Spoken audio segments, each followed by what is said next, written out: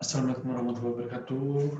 Kembali lagi kita berjumpa di mata kuliah skenario animasi, dan kali ini saya akan banyak membahas tentang sinopsis animasi atau sinopsis film, dan sinopsis novel itu sebenarnya sama saja ya, tapi mungkin dalam penulisannya sedikit berbeda. Kita akan bahas mulai saja dari pengertian dari sinopsis ya. Sinopsis dapat diartikan sebagai ringkasan dari sebuah cerita. Sebuah ringkasan tetap memperhatikan unsur-unsur intrinsik seperti tokoh, watak, alur, latar, tema, dan amanatnya. Oke, ada dua jenis sinopsis, yaitu sinopsis internal, sinopsis yang biasanya dibaca oleh tim produksi. Nah, kalau misalnya dibaca oleh tim produksi, berarti sinopsis ini menceritakan seluruh dari film tersebut tanpa ada yang dipotong-potong. Nah, sinopsis eksternal yaitu sinopsis yang ending ceritanya itu tidak disebutkan. Nah, memang tujuan dari sinopsis ini adalah untuk membuat orang tertarik dengan ending ceritanya. Gitu. Kalau misalnya disebutkan, orang pun jadi penasaran lagi dengan isi dari film tersebut ya. Sinopsis ini bisa disebutkan sebagai ringkasan dari isi naskah cerita yang mungkin lain yang menggambarkan isi cerita dari suatu karya, baik itu buku, film, atau pementasan dari awal sampai akhir, sehingga membentuk sebuah cerita yang ditulis secara lebih singkat, padat, serta jelas. Nah, sinopsis itu biasanya membuat seorang setelah membacanya menjadi jauh lebih penasaran mengenai isi dari film tersebut, gitu ya. Sebelum saya membahas tentang fungsinya ini,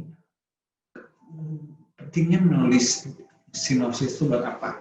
Nah, jika kita ibaratkan calon penonton potensial akan tertarik untuk menonton film ketika melihat poster dan judul film yang bagus. Ya, sebagai kita sebagai mahasiswa desain komunikasi visual, tentu aspek pertama yang harus dibuat itu adalah poster dan judul film yang menarik.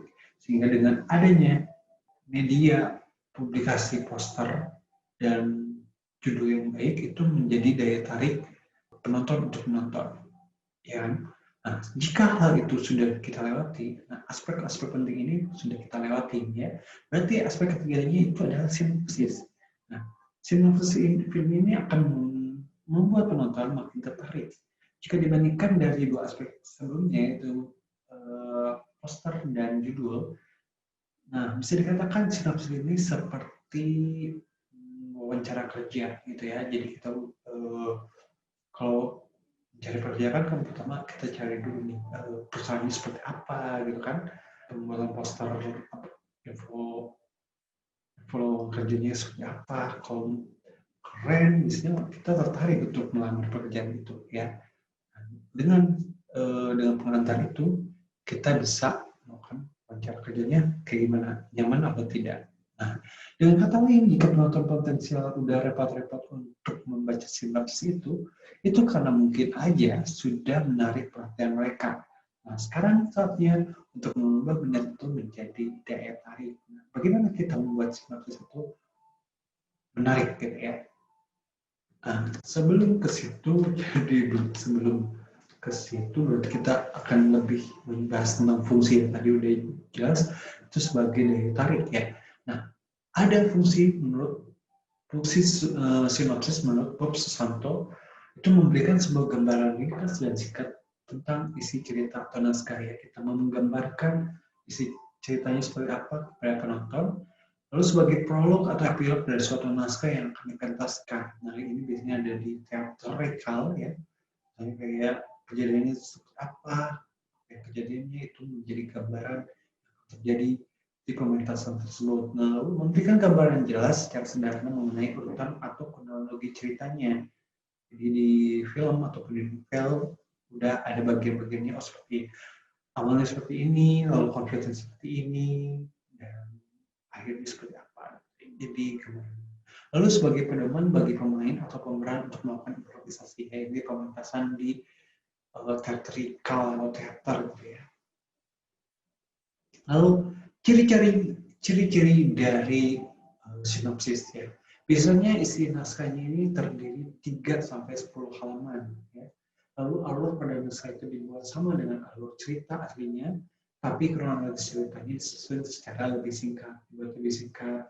Lalu isi dari ringkasannya biasanya sifatnya persuasif atau disebut kita ajakan gitu ya, yang tujuannya supaya pembaca tertarik guna membaca buku itu. Lalu biasanya isinya motivasi guna si pembaca, sebab mengajak baca guna memahami isi cerita yang baik. Lalu menampilkan konflik secara singkat serta menarik untuk memancing rasa penasaran. Kita sudah memahami. Lalu sebenarnya agak berbeda untuk sinopsis di film ya. Kalau di sinopsis di film itu biasanya sekitaran 250 kata, jadi tidak terlalu banyak, 3-10 halaman. Sebenarnya orang pun akan bosan duluan gitu ya. Untuk dalam cerita yang singkat 3-10 halaman itu sudah tergolong banyak sekali untuk bikin cerita pendek gitu ya, bukan sinopsis ya. Lalu kita buat sinopsis itu sekitaran 250 halaman. Lalu alur atau apapun ceritanya harus disusun secara berurutan ya, supaya ataupun kronologisnya serta tepat gitu ya. Lalu bahasa yang digunakannya hendaknya menggunakan jenis persuasif, lebih benar jenis persuasif yang berupa ajakan yang membujuk agar calon penonton untuk tarik menonton ya. Adanya suatu ajakan atau motivasi bagi para pembaca untuk membaca buku atau yang mungkin bisa dikenal untuk menonton ya. Lalu menampilkan konflik secara singkat, cerita yang menarik, lalu menimbulkan rasa penasaran bagi calon pembacanya, ya, calon penontonnya. Gitu ya. Lalu cara membuat sinopsis itu adalah bagaimana? Ya, itu pertama kita harus tentukan temanya, buka alur ceritanya, lalu perlihatkan penukannya, penulisnya tidak bertentangan dari isi cerita atau keseluruhan. Lalu bagaimana sih langkah-langkah membuat sinopsis yang baik dan benar? Yang pertama adalah kita harus membaca dulu nih naskah aslinya seperti apa, ya, supaya kita mengetahui kesan yang paling penting dari penulisan secara umumnya. Lalu mencatat gagasan pokok atau menggarisbawahi gagasan utama yang paling penting ya. Lalu tulislah ringkasan yang sesuai dengan gagasan utama yang ditemukan sesuai dengan langkah kedua. Gunakan kalimat yang jelas, mudah dipahami, efektif, dan juga menarik agar dapat membuat rangkaian cerita singkat yang dapat menggambarkan apa yang diceritakan di karangan aslinya. Lalu menulis dialog ataupun monolog tokoh secara garis besar saja. Sinopsis yang dibuat tak boleh menyimpang dari isi cerita secara keseluruhan ya. Nah, yang harus kita hindari dari penulisan sinopsis itu adalah jangan gunakan kata yang deskriptif ya, seperti misalnya warna rambutnya gitu kan. Sebenarnya itu udah pasti jelas lah. Maksudnya orang pun nggak terlalu penting untuk membahas warna rambut apa. Itu pun juga kalau ada cerita yang membahas keajaiban rambutnya, silakan saja. Lalu tidak perlu ngebahas menjelaskan birunya langit atau birunya laut di suasana pagi ataupun hal lain, karena itu adalah data yang substansi yang sudah pasti ya, nggak perlu ditambahkan dalam sinopsis. Lalu jangan ada dialog ya, dialog yang terlalu banyak ya, cukup saja untuk pengantarnya saja, jadi cuma satu kata atau dua kata yang menjadikan sebuah pertanyaan dari si cerita gitu ya. Karena kalau terlalu banyak itu akan menyulitkan kita untuk membuat twist-twist dari cerita tersebut. Lalu jangan menunjukkan sifat buruk dari salah satu tokoh.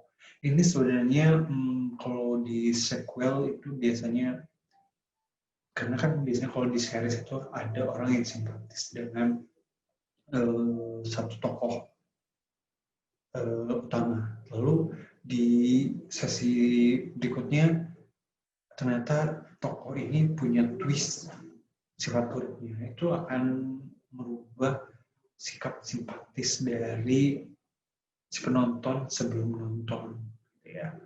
Jadi itu kan jangan munculkan sifat buruk dari salah satu tokoh, gitu ya.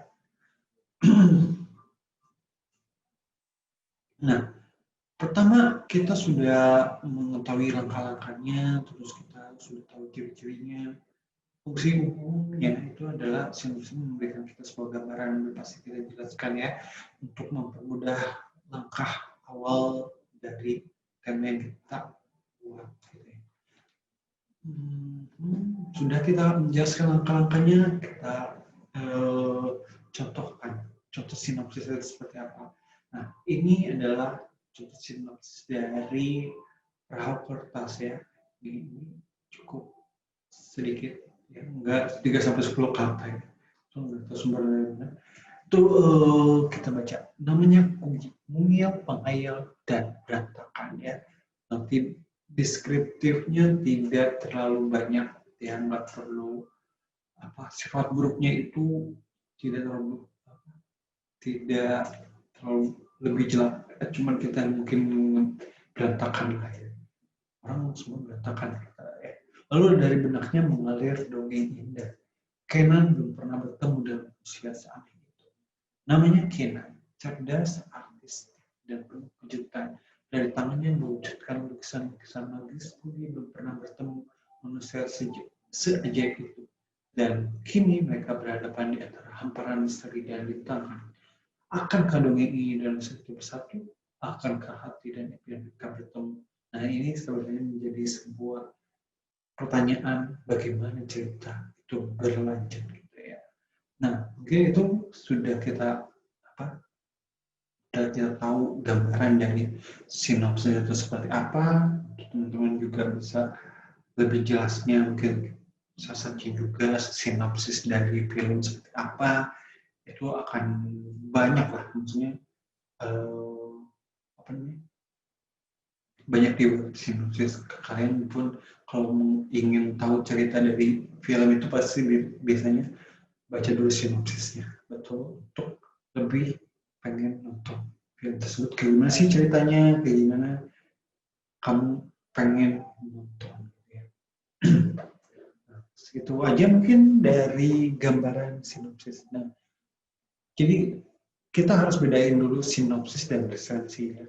Kalau sinopsis itu adalah lebih ke ceritanya. Kalau resensi film itu biasanya lebih ke review. Biasanya kan ada beberapa situs yang menjelaskan, ada sinopsis film, ada juga resensi biasanya review dari menonton. Jadi kita bedakan sinopsis dengan resensi itu seperti apa gitu ya. Mungkin sekian dari mata kuliah skenario animasi, pembahasan tentang sinopsis ini. Semoga kalian paham dan selamat berakhir pekan buat kalian semua. Tetap semangat menjalani perkuliahan ini dan tetap stay healthy, stay safe, dan let's go bye-bye untuk coronavirus. Ya, supaya kita bisa cepat-cepat tatap muka juga ya. Sampai jumpa di sesi berikutnya. Bye-bye. Assalamualaikum warahmatullahi wabarakatuh.